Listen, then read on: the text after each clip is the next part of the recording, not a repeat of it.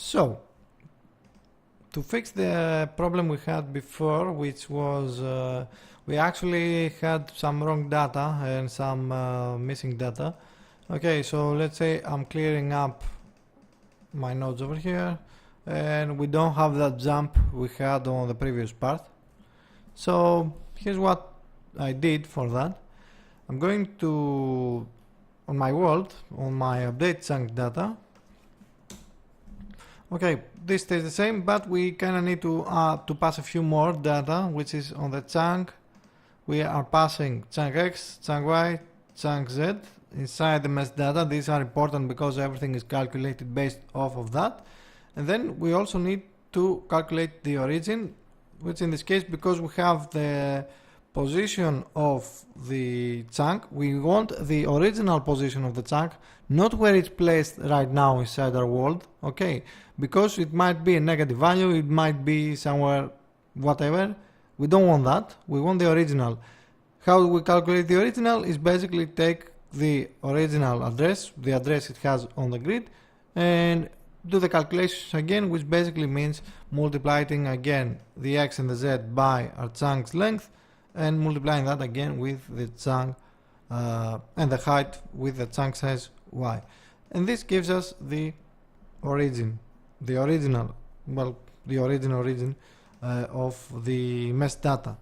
Okay, so we can, when we update the chunks, we can do this and add it with the chunk position when we later visualize it. And everything works exactly as it should.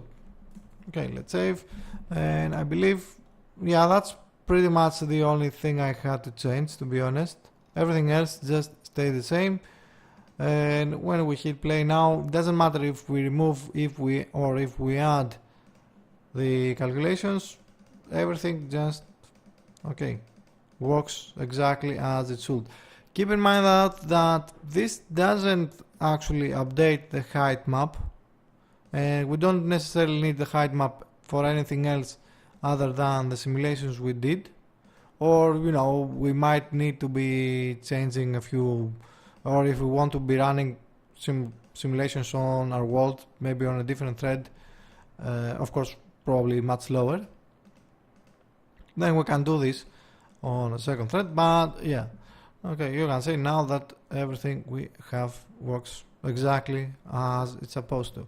So with this, we of course we can remove anything from the water, but yeah, with this we can start creating behaviors for units and stuff like that. So if we want to start building and then making buildings, making other special blocks, yeah, we have a lot of work ahead of us, but I think this is for the basic framework. We have everything we need almost.